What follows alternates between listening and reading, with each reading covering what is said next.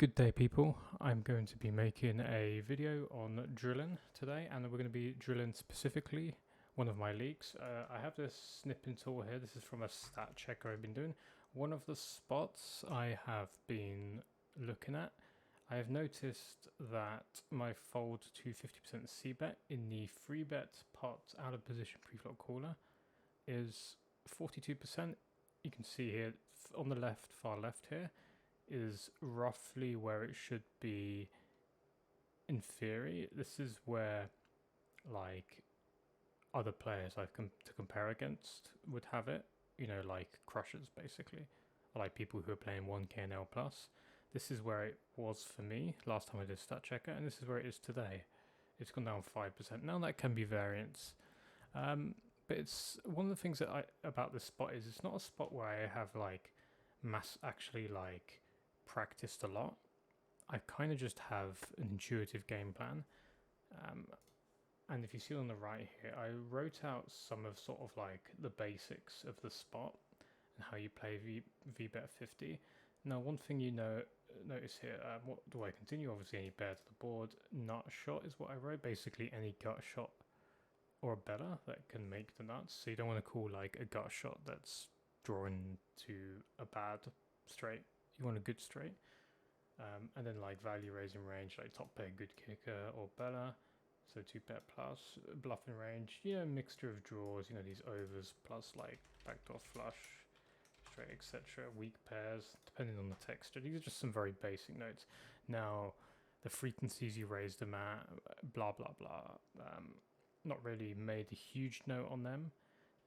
So the one thing about this spot versus like when you face small c-bets is often people over c-bet for small c-bets. So when you trick raise them, you will find that their defense range, basically they overfold, because they're c-bet in hands that don't want to be check raised. So actually aggressive check raising in this spot is very good. When you face b50, even though check raising is still good, typically that range isn't always, you know, a range bet, and the population in the pool will play somewhat balanced in general in this spot. Obviously the pool will have like leaks, we all have leaks, but essentially it's not a spot I really focused on exploitatively because I didn't see any like clear leaks to focus on, so I didn't really practice it a lot. I just like have some basic idea of how to play and that's it. Whereas against smaller c-bets, you know, I'll play like a lot more exploitative. But yeah, when you have a leak like this where you just start overfolding, I will get into the drills, but I'm going to show you how I'm going to set up the drill and practice it. So what we're doing here is we're actually starting with a pre-flop drill, and we're actually going to just practice like what it should look like in theory. Obviously we're going to make adjustments in game exploitatively based on any reads that we have, and you can use if you have GTO Wizard, it's quite good. You can get this drill, you can set it up out of position versus free bets. I set all the positions I will be, so I'll never be on the button or the big blind. I'm not alternating positions versus free bet pre-flop, and the only thing we're doing to display is we're showing an RNG icon, so I can like actually just play as if I'm playing in game using an RNG. Coffee's good. So that's what we're going to be doing, and then we're going to be skipping to this bit, under the gun versus cutoff. These are post-flop spots. We're going to be training the boards, you know, sorry, this one's cutoff versus button, this one's small blind versus big blind. We're not going to take every position, but just the sort of more common things. The undergun versus cutoff is going to kind of be the same, similar to undergun versus hijack, or undergun versus or hijack versus cutoff kind of thing. Maybe similar to like undergun versus button too, not too dissimilar. So yeah, that's how the drill is going to go. So let's get into that and start drilling. Queens here, we're going to 4-bet this almost always. I think I would probably maybe call 25% of the time. We are RNG 30, so for me the higher the number, the more aggressive action I take. So 1 to 25 we're going to call, and then 26 to 100 we're going to raise. And yeah, now we would obviously call. But yeah, it's pretty simple. You see, actually it's pure 4-bet. So I've probably been thinking about like different ranges. This is a GG NL1K. But yeah, you can really potentially start to see some of the problems. But that was button versus cutoff, so I'm probably thinking more different. But this is obviously a fold, so terrible. But like your basic drills, we'll do 10 of each. This one, we're gonna mix, call, and 4-bet. We're never gonna fold. And I think I'm going to mostly want to 4-bet this hand, maybe even pure. And do like 20% call-in, 25% call-in. I'd prefer to simplify things to like 25%, 50%, 75%, 10% rather than just like 17. So I guess I'll just simplify it to 25% call, 75% jam, so we'll call. And yeah, it kind of roughly works out in theory. Now I'm just saying, like, exploitatively, you can make a better decision than mixing. For example, if you look at your opponent and they're like a nit, or they're just under 3-betting, we could change our strategy a little bit. So we could play like, so say they're 3-betting here like 6-7%, we could play as if we're playing like under the gun versus hijack, and just 4-bet like this hand less often, 4-bet like ace jack suited, these kind of hands. King A, just fold. So we're not like considering calling some of these hands. The reason I put every hand on is because sometimes I might miss hands that could potentially call. But yeah, here this is the kind of hand you would never open pure, so when we actually open it we call the 3-bet. I would like play a strategy quite often with 6-5 under the gun, where if there's a weaker player who in the blinds, I would open this always. And then when I get 3-bet, I wouldn't defend it always. So I might like mix it as a fold, because I just don't want to have this hand 100% of the time post-flop. Although if I start having it 100% of the time, I could potentially start donking. But like, yeah, I mean, it's also difficult to play post-flop versus like good players as well. So like your EV with this hand, I don't think you like. I actually think a lot of players who play might call this because the solver tells them to call it, but I actually think that a lot of players would lose money with this kind of hand, calling a 3-bet, because the ranges that they're facing may be a bit tighter, and they're not doing the bluffs that they should be doing with this hand, etc. So yeah, fold. King 10, so this undergun Cully. I think we would do like a bit of 4-betting with this hand. So we're going to go maybe 25%, maybe 50%, something along the region. So we'll click the 4-bet button. And then yeah, it's just mix between each. King Jack fold. Jacks, a little bit of 4-betting in this spot. Probably not like massively. So I would like simplify it to like 25%, 75%. So we would just call. Actually, Queen A, just fold. The preflop trainer is very nice. I'm actually going to train a little bit longer. I probably would skip most of the spots. But yeah, I would get a lot of benefit just by keeping training for a bit longer. Like this is a fold, for example. We're going to be considering 4-betting ace 8 suited, ace 9 suited. I think in the higher rake you would 4-bet. You're going to get called less versus 4-bets because the rake is higher. So like you would like 4-bet. You could potentially 4-bet a little more. Lower rake like this, you get called a bit more from 4-bets, so you would 4-bet a little less, like ace 7 of diamonds, ace 8 of diamonds, but like ace 6 just doesn't like fit the bill because it just has like, it's like the least playable post flop ace 6 other than like ace deuce. So yeah, we just fold. and you never consider it a call. But yeah, like the hijack, this fourth hand again, not a full frequency open. When we do open it, we're going to call. Actually, no, he'd mix it as a call. I mean, I still would have done that and fold. So yeah, we'll probably just keep drilling and skip ahead to any interesting spots like this, where we would mix our hands as 4-bet or call. A call on the roll that we get.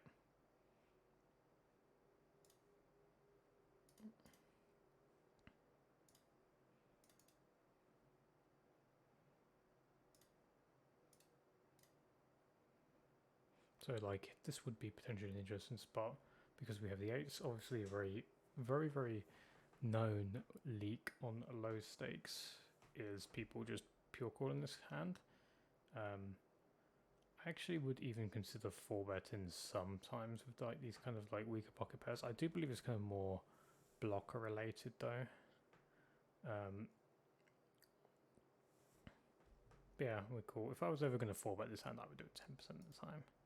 Anyway, but yeah, you can see very small amount of 4-betting, not calling that much. We did have the high roll though, so like if it was so on the high roll, if I'm doing it 10% 4-bet, and then like 40% call and 50% fold, it would be like anything from 0 to 50 I would fold, 51 to 90 I would call, and anything above 90 I would 4-bet. 6s just isn't going to get in there. So we're going to just again mix this as a call. We're not going to really call this every time, but I think this time we'll call it. We have the high roll, but yeah, get this trash out of my hand. Jack 10, not going to defend. I think like in theory maybe you're meant to do it like a tiny amount, but I'm just going to pitch this. Here's some blind view blind spots. Ace 4. This sounds actually quite interesting. I think you can play multiple strategies in this kind of spot. So like I might mix this as a 4-bet. In theory it's a mix. I might go 50% cool. I might simplify my range and go 100%. I might do it even less or more than that. We'll simplify it to 50-50. So we'll fold is exactly on 50. No, fold, it's not fold, sorry, we'll call. But yeah.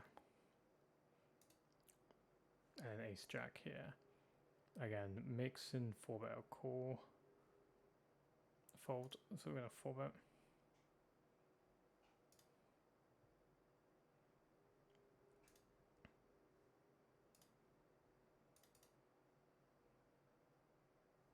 Nine eight suited, not going to play it amazingly well.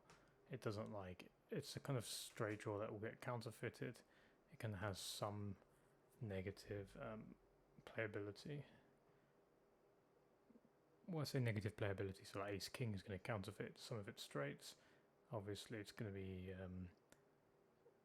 it's just like medium connected board, like around the 9 or the 8. When you make value hands with this kind of hand, you're going to have potentially like be cooled quite often.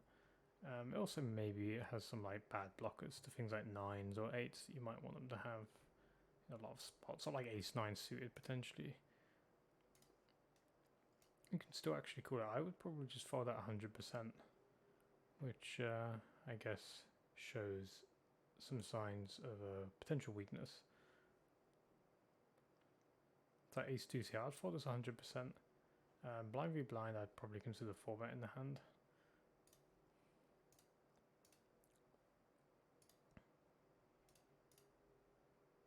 Queen jack here. I think like you could 4-bet this sometimes, but you're just mainly going to pure call.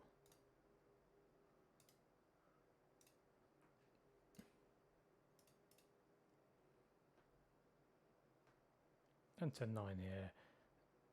I kind of feel like this is similar to 9-8, but 10-9 does like make the better straight. But I also think this is like the spot where we're actually just like blocking hands that we want them to have, like ace 10, you know, king 10, you know, these kind of hands. And like, so I think calling is bad. 4-betting, I never really thought about 4-betting this hand. It might be sometimes viable, but generally default is to fold it 100%. Yeah, like even at like these little bits of cooling with these hands, like I'm probably missing some of these like hands in my range. But like I have like ace queen, I'm going to be like probably button versus hijack. I'm not going to pure continue this hand, so I'm going to mix. This is a 4-bet. I think sometimes you could call this. I'm probably going to like 4-bet this like 50% of the time. Maybe call it a little bit and then just fold generally. So like on this row, I'd probably go for the call. But like it's not going to like get in there much. You see it's like calling way less as I 4-betting a bit more. So like a good simplification is probably just to only 4-bet this hand. I'm just to reassure you guys, I am trying to like do it as if I'm playing in theory. Like against opponents, I would probably change my strategy. Like I'd 4-bet something more, or I'd 4-bet something less, depending on things that I think they're doing. And it all starts at preflop, like the decision to open a certain hand preflop. If you're opening into two players who are 3-betting very aggressively, you probably don't want to open some hands that are like bottom of your range. But if you're opening into tighter players, you can open a bit wider.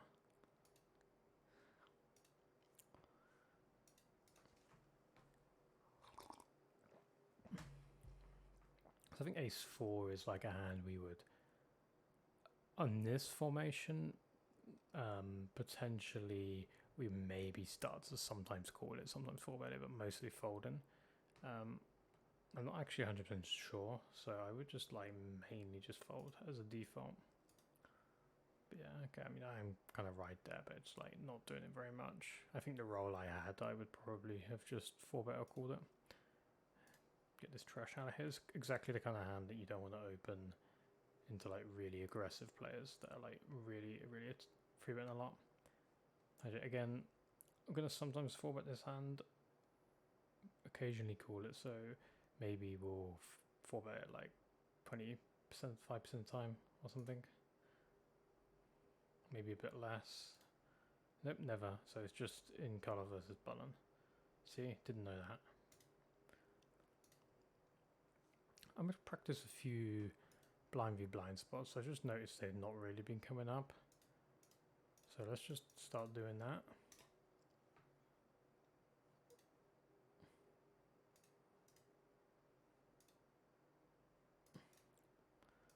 It turns out when you go blind v blind, you get a lot of hands that you can't call for 3-bets against. Who knew? Look at all these opens, they're all hands that I can't do anything against. So what you can do in a situation like this, if you're practicing preflop, we have pure 4-bet. What you can do here is you can go into here, and then you go into like hands. You can either hit close decisions, or you can just go hand class, which that's for post flop more. So I could start to take out. So what I would do is I'd like get hands that I'm like sure that there would like be some kind of decision. So let's just add hands where we have a decision to make, basically, potentially. So I know, like it's quite obvious that anything below this kind of region is not necessarily going to be considered, but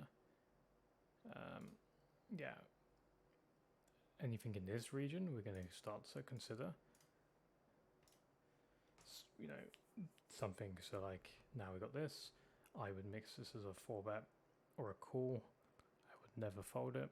I'm probably gonna mostly 4-bet it. We have a high roll, so yeah. And like on this rake structure, you actually see this hand fold. I'm wondering if like on lower rake, this is actually like a spot where I would like look, and I think okay, on lower rake in theory. Because it's basically 0 EV, so like we're never calling this hand too dissimilar, but it's just something educational. Because when I'm wrong, like so wrong about something like that, I really want to know why. Pure 4-bet, ace king. Kind of plays itself really. King queen, I'm sure on this formation we were just going to pure call a hand. It just seems way too good to start like 4-bet bluffing. The solver thinks we should have a jamming range and we should put this in it. I'm not really playing a 4-bet jamming range here, but it's something that I think is interesting because now it's now hit my head as being plausible, And so if I see this spot in the future and someone jams, I can kind of like start to think, they could have something like king queen suited in their range. Aces. Very nice hand. Never ever trap it. You want to get some value. Jack 10 though, we already learned. We're not going to be continuing. Queen Jack, again we learned. We're not really going to be continuing this hand. Jack 10 no, we're going to be calling our hand here. Actually a little bit of 4-bet in there. King Jack. Again, this seemed like a hand that just seems too good to 4-bet as a bluff in this formation, because he's 3-betting stuff like King 8 offsuit and stuff. So yeah, we're just going to take a flop. Ace 3 suited, so we're going to mix this as a 4-bet. We get the high roll. King Queen off, we're going to mix this as a call or 4-bet. I guess we'll 4-bet. King Jack off. So again, so now we know that we're never going to call this hand. We're only going to consider 4-betting it or folding it. So we'll fold on this roll.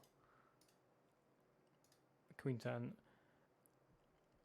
I think I'm just going to call. I generally don't think surely this hand's not going to 4-bet bluff. You could even consider doing it a little bit. And yeah, when we've done this enough, we can kind of like pattern recognize the spots, the frequencies that we should be using. And then this is how we're going to train. You know, we train up like the knowledge of like what it should look like in theory, and then we sort of get this idea in our head of how we should build our range more. And then this allows us to have more range awareness, which will then, you know, help us post flop. So yeah, that's going to be the end of that. We're now going to start moving on to another 4-bet. So we're going to get to 20 hands here, and we're going to fold here. We're now going to, once we've done 20, we're going to move on to post flop. We sometimes call this. See, just a little squiggly bit. But let's start moving on to the first post flop spot, under the gun versus cutoff, and then we move it per formation. So ace king queen, half pot, interesting sizing. A lot of people would bet this flop quite small. I think the advantage of the small c-bet is you just get, he just has to fold like nines produces like always. Like even things like tens and jacks without spade would struggle. But like, yeah, obviously we have tops. So if we go by these, we could just pure raise it. This is just pure simplification. And then we think, what size scheme do we want? Do we go 55%? Do we want to just like min click? Because like min clicking could like put them in a tougher spot. I think here I'm just going to go bigger on this board specifically. We're actually also playing out the forehand. The reason I'm playing out the forehand is because I want to, it's not just one thing to like understand theory post flop. It's like you want to get the experience of playing the turn on the river. So you have a plan, because like a lot of people just practice playing the flop and they don't know what the hell they're doing on the turn or the river. So yeah, now we face this like flush turn. He's, because of the texture, he doesn't actually have a huge amount of flushes in this line. He'll have a little bit of like 7-6, 8-7, you know, these kind of hands, and then like king 10 suited, specifically king 10 suited. So very few flushes in his range. We actually will have some of the same flushes in our range. Like generally his range is going to be like pretty strong, 2-bet plus ace-x. Like ace-x with a, you know, ace-jack, ace-10, like those kind of hands. I'm sure he's even meant to fold the flop with like any kind of like ace-5 of diamonds, for example. So yeah, just very strong range generally. Maybe has a little bit of like jacks with a diamond, spades in there. So it's like it's generally like a very strong range in his, but like he's ace queen. So like our hand's like pretty close to like. So I would probably say you could play a spot like this as a check or a block. So I'll just click block as like a, that's how you'd go. And then when the river comes along, I would say we probably isolated the range to like occasional jacks or something with a spade, and it's just literally ace queen or better.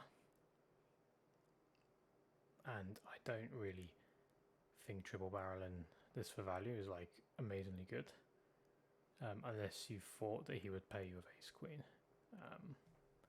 So we're just kind of in that spot where like I don't think our hand's worth a value bet on the river, and then like this is the kind of thing this sort of would do. It's just like whatever really. I actually just want to change the settings so that we can actually analyze the hand instead of it skipping to the next landing point.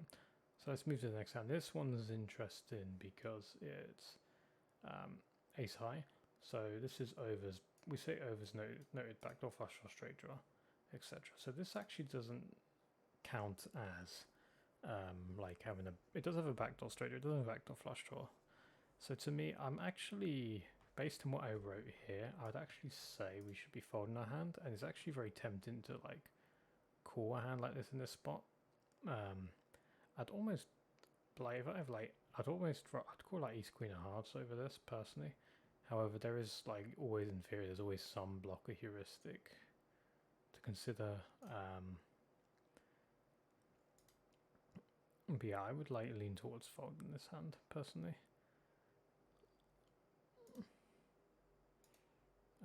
You see it's mixed in theory.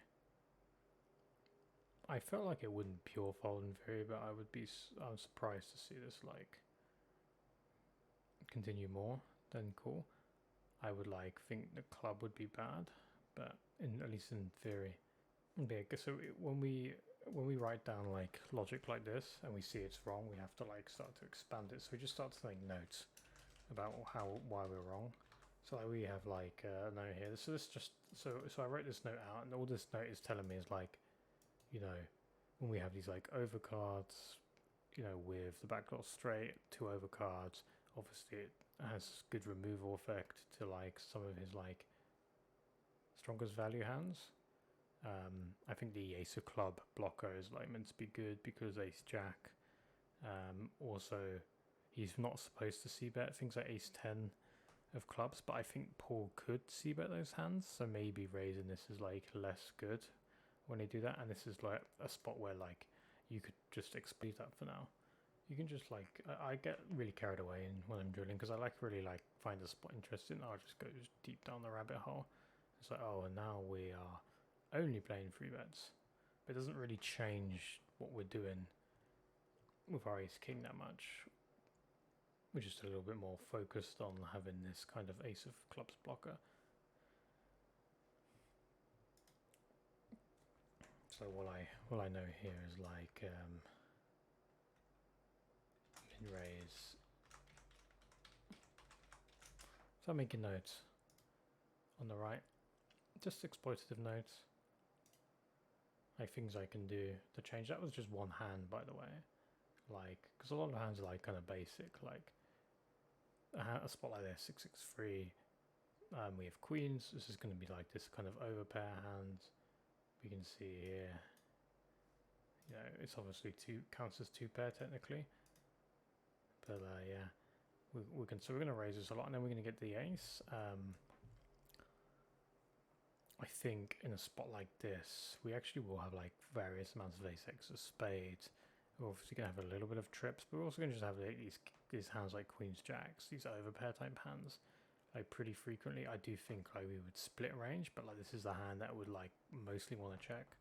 So like putting his hand in the checking range makes sense to me. He checks back, and then maybe just like a block or something kind of like that would make some sense to me. Trying to get, you know, value from like 9s, 10s, jacks, potentially like a 10% bet. Could be a thing that we could do, or we just check like whatever, and then we get faced just like bet, and then we're just like, oh, he's actually now representing he is top pair, and then you have to think about your bluff catching strategy. Generally, a spot like this is going to be kind of odd to see somebody bluff. They would possibly, I think if the hands they would have to bluff here, that intuitively a person would bluff, would probably be something along the lines of like a king queen of hearts type hand, or like a weak pair type hand that sort of turns a bluff, but like there isn't really a huge amount of hands like that in the range that they probably wouldn't have bluffed a turn, so I think I would fold this in game. I'm not surprised. Okay, so like pure value bet in the river. So like we don't really have a node here. But yeah, fine. Queens, again, I think is a spot where you want to raise your hand sometimes. And call in sometimes.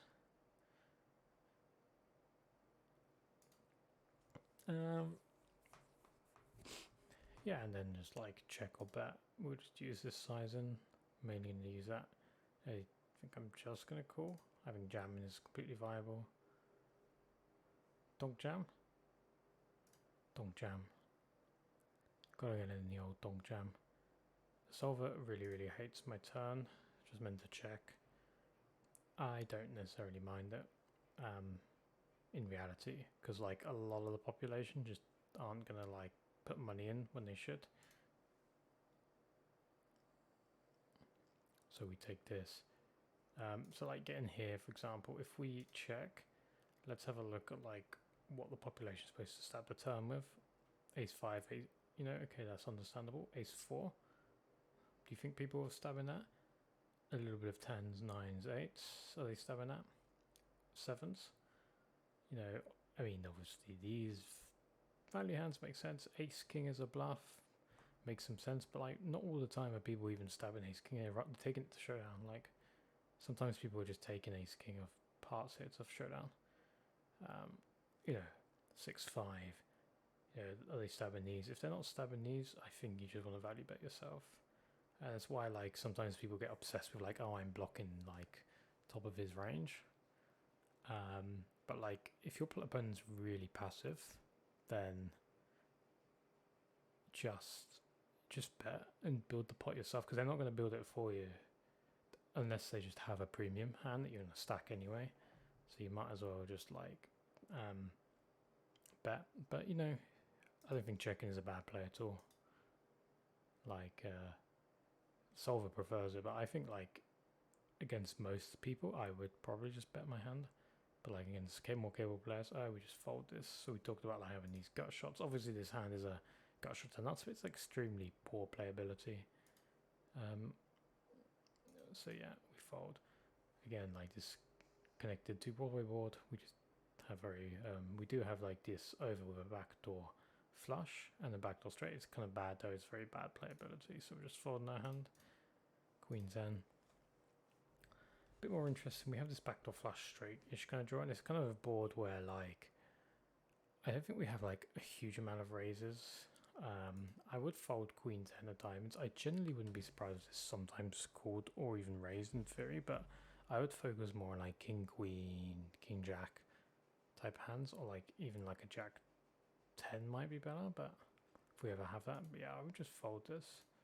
But yeah, I get curious about like at what point we start to do it. This hand I would just fold, this Broadway connected board.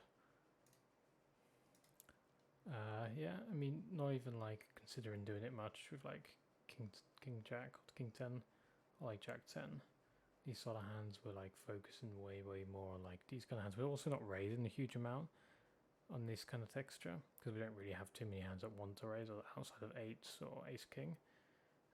So yeah, our bluffs are like very selected around like these unpair blockers and stuff that unblock the like folds the you know, the hands that will play really nicely, like King Jack, King 10 that will play nicely against deuces and threes. For some reason 9s, I don't understand that one. Yeah, so we open into here. A draw definitely could mix. We don't have the RNG mode on. I'm just going to click the raise because it's more fun. I think I want to use bigger on this board though, rather than the small raise. I'm thinking we'd even raise things like Jack 10 here, maybe like deuces or something like that. Although maybe not on the King Jack 3 specifically, because it's like this Broadway board. And then yeah, now we make nuts. I do think like checking here is viable sometimes. I think also blocking is viable. It's a very hard spot for people to bluff in. They have to like bluff with a hand like Jack 10, I think. Or Queen Jack maybe. Like mixing them on the flop. Or just like randomly like got like pocket deuces and just like go for it. I would genuinely not mind checking the nuts on like 1 SPR, like absolutely no danger of ever losing this hand unless it paired, but like they're gonna bet a set on the turn anyway, so it doesn't matter. You just have no problem, you're always gonna get this hand in. But yeah, I'll just bet because I just think people are just too passive here. Okay, just the wrong flop check raise sizing. And then, yeah, okay, just a little bit smaller. I would generally just bet this always. Queen Jack is similar thing. We have a nut shot, a gut shot, mixing raise or call. I'm gonna actually call this time. Just go into the node. I know we'd want to raise his hand a decent amount. So yeah, now we get to go into this node here where we have potential check jam candidate. We just checks anyway, and now we get to play the river. And it's just like, okay, realistically the range is going to be queens, jacks, tens, misses with Broadway hands. Those kind of hands, like the occasional trap. So like, I just think like blocking is like the best line here. I don't think people. I think checking is just not super great because unless you got someone that like just for some reason checks ace queen with ace diamonds, I think the pool will just bet like those hands quite often. So like most of the pool just won't reopen the action here very often and take most of their hands to showdown. Of course, occasionally there's going to be a player that's like, you know, decides to check like suited connector on the turn, like 7-6. They just don't fancy betting it, and they will just like rip it in as a bluff. But like for the most part, most of the time people don't reopen here, and they take showdown very often. So you just get value basically is my motto. And sometimes if they will, some would prefer that we go bigger. Generally think it's fine either way. I actually think it's better to go bigger in hindsight because if they're going to bluff catch this spot, they're going to have like a hand or they're going to have, you know, so they're going to have a hand that's going to consider a bluff catch like tens with a diamond, for example. So to me, okay, or like they're going to, you know, occasional like king jack, that sort of thing. So actually I think betting bigger is way better here than block. A 10 here, so we'll raise this like sometimes, call it sometimes. Most people would probably raise. I think if I play population, I think population could see bet this too much. Like min clicking our hand as a raise and just getting it in just doesn't seem bad. But then you just have to navigate post. And it's like, and now we just start to think, oh, okay, how often do we want to bet this as a bluff? To like, if we're going to think about loving this hand, we have to think about what are we trying to get him off. And if you think ace king, king jack, king queen, king 10, king 9 suited, they're not folding. Better hands, ace 10. Ace 10 is possibly the only hand we get him off that doesn't have the flush draw. So like, I think bluffing with this doesn't make sense. So I think we just check. And then like we face a spot like this. Intuitively, what's the range? He's going to have like ace queens, ace jacks as bluffs, suited as bluff, potentially like 8-7s. I would lean towards just calling here. As a default, I think our hand will probably mix. And then yeah. And then I would probably just fold the river in this line. On average. But yeah, you can see like the turn, which is meant to pure fold because the range is too strong. So this is why we practice going into the turn node, because like, yeah, it's pretty easy to make a mistake like this, I think, in game when you start check raising a lot without practicing the turn. This is probably partly why I've been so bad in this spot lately, is because I haven't like really looked into how the check raising line is supposed to work.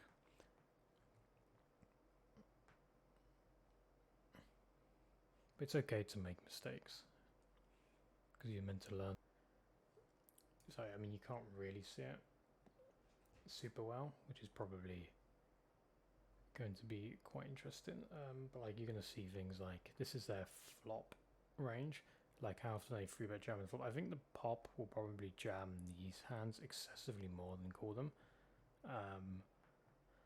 But I still think they have some like realistic floats. And then you just, I think a hand like Queen Jack is actually going to rip way more often than they would in theory from the population. I have seen people like jam things like King Jack in these spots too. Sometimes they're fish though. Like if we observe the turn strategy, you can see this is what we would be doing on the turn. We're barreling. We're actually we could barrel this hand quite a lot on the king even, despite everything. I think it's going to come back to the fact that if we looked at the buttons range, okay, they are hitting like the king sometimes, but not having these hands 100%. Like king, queen, king, jack. These hands like not always c-bet in the flop. Maybe in reality they are like they I think they just have probably more queen jack than they in reality. Sorry, less queen jack than in reality, because I think they might jam them like sometimes, but who knows. So when they do bet though, the button does have like a betting range in this line. So when the button does have a betting range in this line though, you know, they have to have like a lot of these like speculative bluffs. You know, they're turning like bottom pair into a bluff. You know, ace queen. They have to defend the flop with ace queen offsuit. You know, these kind of things. Yeah, I can kind of see why we should be folding. You know, they're turning the 9 into a bluff, like jack 9, these kind of hands. And like even with all of these hands bluffing, we're still supposed to fold our hand. So yeah, you can see why we should be folding. And it's like I just had no clue. Like I played the spot, I just didn't know what to do, which is why we practice the spots. Queen Jack. Okay, it's interesting to me because I think this hand is like relatively playable. I probably would favour calling this, but like we've learned, like we want to sometimes raise a thing like Queen Jack of diamonds, Queen Jack of clubs, but I'm going to call this as a default.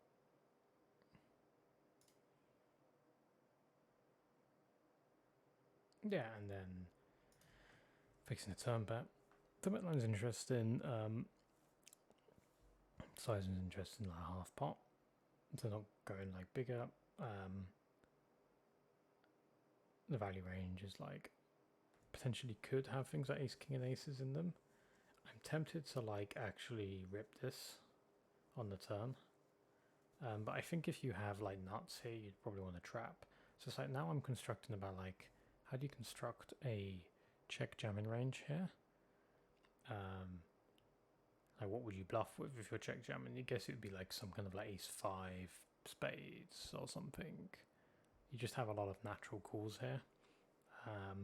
Queen Jack is a hand that like I think can get some value, but like isn't going to be super excited to put all the money in.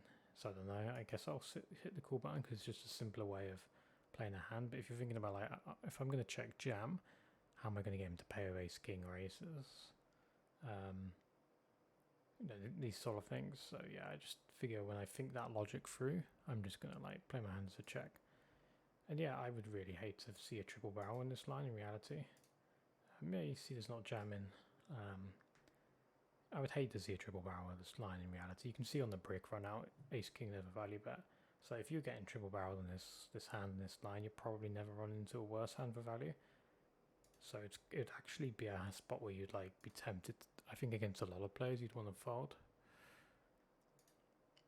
Yeah, ace king on the 983 rainbow board. Oh, we have training colour versus button if you haven't noticed. Last time we got this kind of low board, we really want to have like overcards. We have like a lot of like overcards with backdoor flush draws. This is what we really want to prioritize in our range. However, ace king still does pretty okay. Again, I think it's actually viable here to like click it sometimes here and just hit the call button. I think this hand just does better than on like Jack 9-6 because we're in wider formation. Yeah, so we just get to like continue here. I think with this hand always, maybe sometimes raise it. Yeah, check in. Now we have this. And then now this is the interesting thing is, do we stick our hand into a bluff? And when we're bluffing, we are trying to push the man off of, or the woman, off of a hand that doesn't benefit a lot from value betting here. Like jacks or tens are probably the main hands that probably wouldn't benefit the most from value betting. And like sometimes people would like, maybe they would check like a 9 potentially. So like, do we want to turn this hand into a bluff? What size do we want to use? Because we can rep things like ace queen and stuff. If you think about blockers, I think realistically most population doesn't have the ace queen here, because they probably just bet the turn with ace queen or king queen. So I don't think our blockers are massively relevant. I think diamonds too, apart from like king 9 of diamonds, maybe a little bit of king 8 of diamonds, that might be a hand that we want them to have. So all I'm really just considering whether I want them hand to a bluff or whether I want to show it down against like an ace high that's given up. But like, if you think about all the ace 10s and ace jacks, they're probably not, all of the ace 10s or the ace jacks are probably not in the range realistically. So we're probably looking at a spot where they're probably very pair heavy in reality, but they're going to have like some give ups. And I think the reality is like, you know, I think ace of spades is probably not great against like 8 random ace 5s and stuff that just check the turn. So it's just going to be very pair centric. I think betting here is very optional, and I'm just thinking like size and scheme. We probably want to like have a larger sizing when we have like queen x or like a slow played pocket 9s, or like a jack 10 that's hit the turn. And then we just want to have like a smaller sizing with like, you know, a 9 or something. So yeah, just somewhere in that region.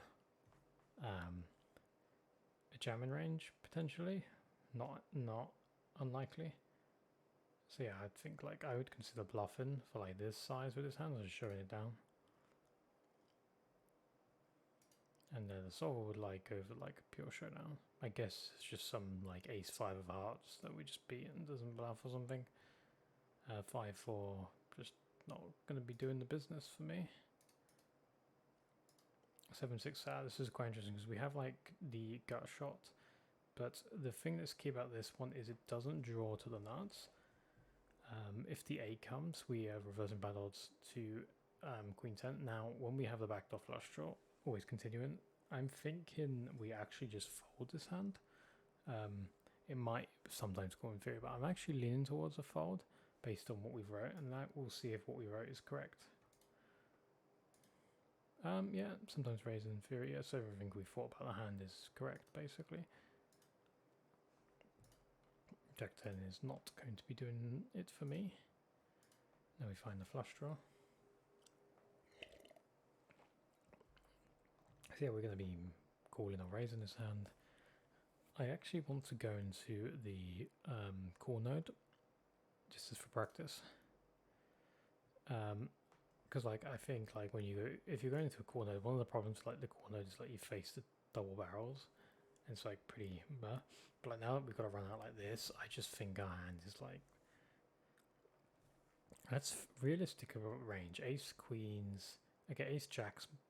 Even like ace jacks should be able to barrel here because we don't really have too many queens in our range.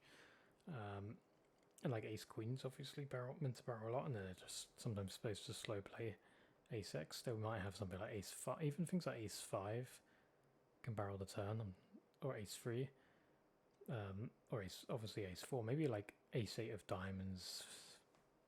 Even I just think a lot of these hands barrel the turn, so I lean towards a value bet here for like a small sizing, opposed to a check, which I think a lot of people would like be tempted to just check here. But I'm just trying to think about like what I think humans would do with their range in this spot. So I would lean towards like a small value bet, because I just think like you can find people who have like king jack, jack 10, pocket 8s, these kind of hands, and mostly they're always going to show those hands down the river.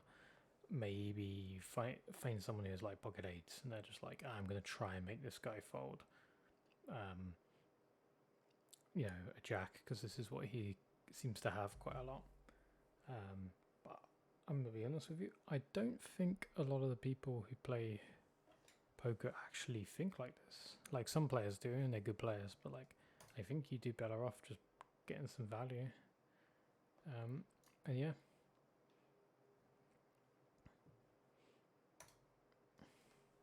You see in theory it's like almost a pure check. King 9-3. It's a little connected. I think our hand is going to be mixing raise, call, fold. Yeah, I'm going to, and then I'm going to think like a size of scheme. I'm not going to like have a massive raising range here, so I'm going to raise a bit bigger, although the solver might prefer a click. And I'm going to click raise because I just think it's fun. Oh look, we just absolutely lucked out on turn the 7. Again, I'd actually think this is actually much better spot to like check our hands, and the reason is because I just think there's a lot of like hands like Queen Jack, Jack 10, maybe potentially some spade kind of hands that would like bet the turn, and like people might still probe the turn with King X, but then they will check the river back. So like check jam in, or just betting 20%. I think both are just viable. I'm just gonna click 20% because it's like pretty easy. Yeah. So let's have a look at the flop. Raising is viable. Just we doesn't like the bigger sizing scheme. I guess when you go a little bit bigger, you make him fold a little bit more. Fine. Hitting the turn. He just prefers to check. Again, it's like any other spot I said, sometimes people are just too passive and they don't bet the turn enough. You see here, and also just like, I guess, did you see, he just like jams jacks in this spot, but like there's no human being that's ever jamming jacks in this spot. That's crazy. Like maybe this, we call it pun TV. Jack 9 here. Maybe as an exploit we should be clicking our hand more often. I think I might start working it into my game a lot more in spots like this, but like we just really have to like understand how population is going to respond to this kind of play. But yeah, I mean, I'm going to call this one probably as a default. I think raising this a little bit would be fun though, so let's click the raise button actually. Yeah, and then I don't think this is a hand that would really benefit betting the turn too much. I think because it's such a dry board and stuff, like you could just get a little bit of bluff money from like these Broadway gutter shots. He checks back turn, and then like the check-in range is just going to be like some occasional like trap or like stronger pair. But I think you can see things like 8s and 7s, some in there, and just ace high a lot. So again, leaning towards the value bet on the pairs run out. I think checking here is not unviable against an opponent who's a bit more capable of like bluffing. But like I think also most humans would just bluff King Jack, King Queen on the turn, Queen Jack on the turn, or jam the flop. Whereas the solver might have them in the range and sometimes bluff jam them. So like you're just gonna be against a lot of ace high here and just like other pairs and the occasional trap. Just much prefer to just value bet this. I'll just click 30%, but like yeah, it probably might go bigger. Like call me king high. Probably want bigger on the river there.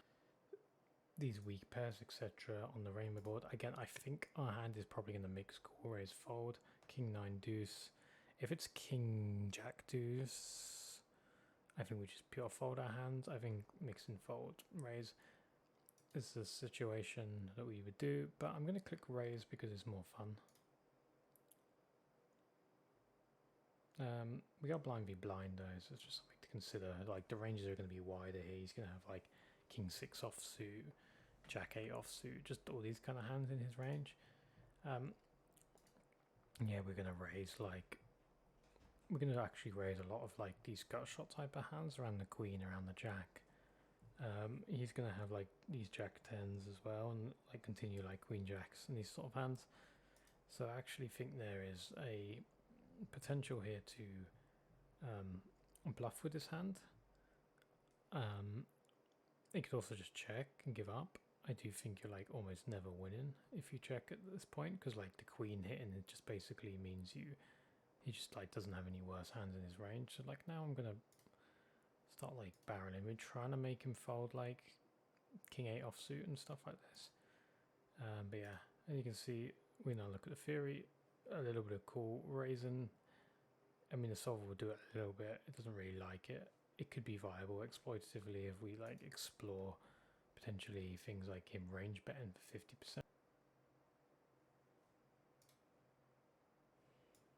And yeah, if we move this like down, you can start to see you start to see fours here.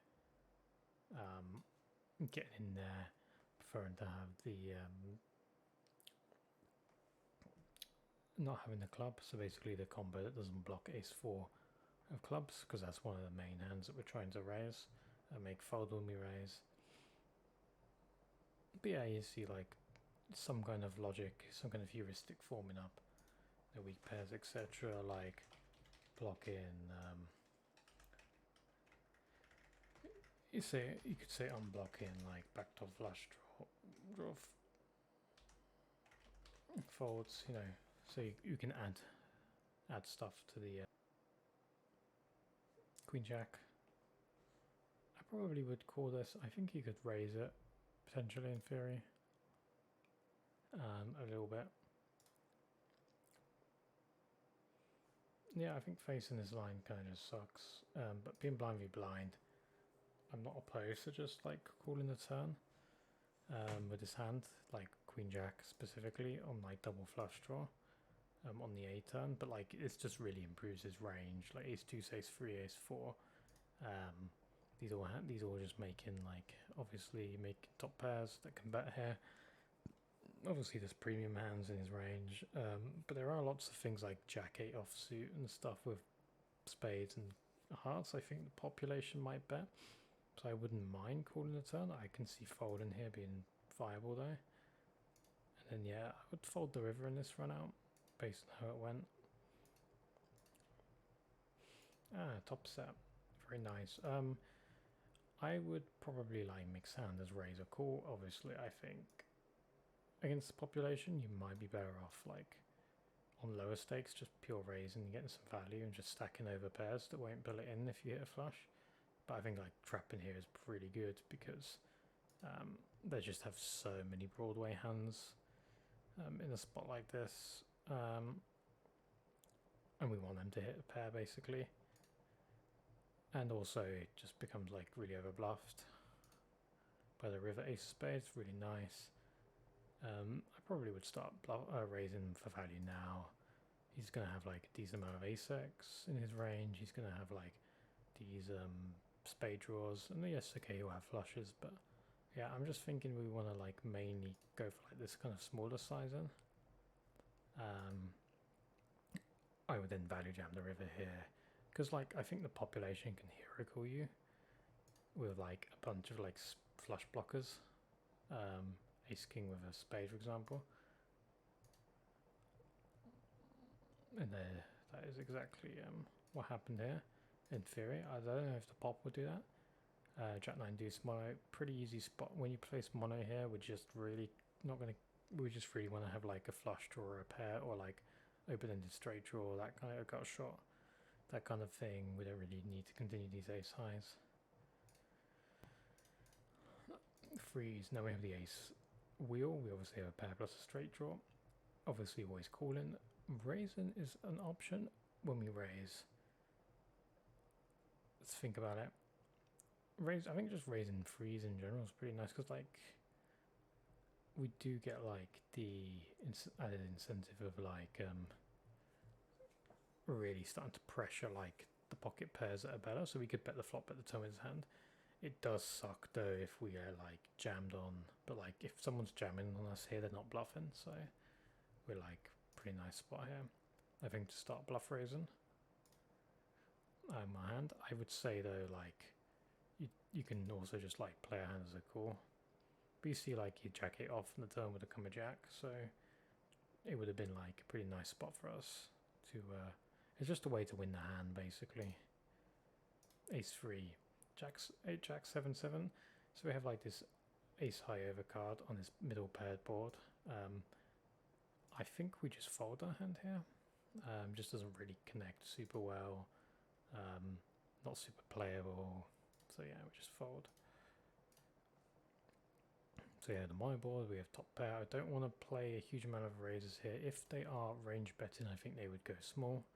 So yeah, definitely, if I saw this in game, I'd expect a split range, so I would just play my hand as a call. And then yeah, we just take our hand. I think like he would even check. I would probably just like, I think like either a really small bet here is good, or just a check. I would lean towards, depending on like what your opponent's doing, I would lean towards checking or betting really small. The problem with betting small is they could potentially spew off a hand that would like always, and then you, but like if you, so you could go really small and they might like just spew raise like pocket eights with a spade. Whereas if you go check, that hand will probably just check back and you'll win. So it just depends on whether you really want, you just think they're capable of like trapping better hands than yours, or value raising thin and owning you. So yeah, I mean, just whatever really. But yeah, you see there's like that option is in there. I don't do 10% bets that much, but I think it can be good. The main reason I don't do it that much is I don't really understand how people play against 10% bets. So I'd rather, but I understand how they play against other sizes. So I'd rather just like use sizes I know, but I do think it's like super viable strategy. Just trash. Get this shit out of my face. And now we have the paired board. The ace 10 overs, backdoor straight is not really there, but backdoor flushes there. It's not super playable. But I just think around the 7, I do think this is like a spot we could again click. I think we just want to call though.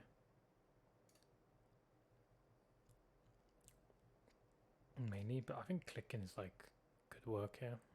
Then we just fold, like we have nothing. Yeah. Another flush draw. So again, a spot where we could call. I'm going to call again because I want to like play the turn in this line. Like raising is super viable on the flop. And we've got pretty similar spots like when I last played it. We hit the ace river. This spot I think is a bit different because it's low connect on the and low and connected. I do think a lot of the ace x hits the river here, and I do think a lot of like the jack x value bets. So like I think the ace kind of like improves his range because he's not always gonna bet the turn with like ace x here, and he's not always gonna he's gonna bet the turn a bit more often with like top pair. So like I think this is definitely a spot where you would want to like check your hand and check call basically, and like see if you'll turn like a king high that you want to bet the turn with into a bluff. But like you see in theory it's mixed between check or block. Yeah, here again similar situation, and this time I'm going to just raise because I like raising. And then yeah, we face this jack 10 spot. This is quite interesting because if I have like Jack 10 not with the flush draw, I'm probably starting to turn my hand into a bluff. I'm just wondering if I want to bluff the turn with this combo. It's going to be super shitty to get jammed on, but you probably just bet call with your hand. So I'm just a little curious, because like the pot's so big, once they ram it in there, you might as well just put the money in. I'm just wondering if we want to check, because if we check and they jam, yeah, even though the spot was about a flop, I really wanted to play the turn on the river, because like when you get hands on the flop, and I'm just going to go to the next hand. So when you get a hand like this on the flop, so just say this is a pure fold, but like say we have an 8, 7 of diamonds. If you think about how is the turn going to go if I call versus how is it going to raise, what turns am I going to bet on, what turns am I going to check on, what turns am I going to fold on, what am I going to make him fold on the turn, what is his range going to look like. If you just think about the turn on the river, if you have the experience of playing check raise lines and facing turns and river bets against the population, not the solver, and you start to think, okay, they're supposed to pure call Jack 10 here, or they're supposed to pure fold this hand here, etc. It just gives you more of an idea exploitatively how you can play the line.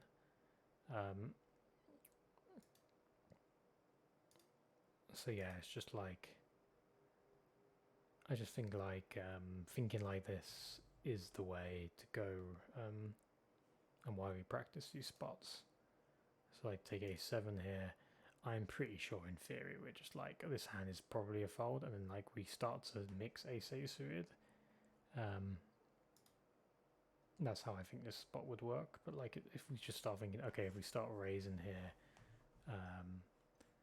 what does his range look like? What sort of hands do we make fold? What sort of hands call? If we start calling, what does the turn look like if he bets? What does the turn look like if we check? What part of his range do we want him to have when he folds? And this is all these things. If we just start training ourselves to think about these things, like, okay, what's the flop decision in theory? It's a fold or it's a mix, but if it starts, or it's a raise a little bit. If we start thinking, okay, if we raise, how do we play this hand on the turn? If we call, how do we play this hand on the turn? If we raise, what do they actually do? Are we punishing them for over c-betting? Are they mixing? How do we play the turn barrel? Because like they might overfold by 5% if we raise. Maybe we gain a bit of EV, but then when they call, we've just built a massive pot with a hand that has like no equity. So it's just kind of like, it's just a balancing act really.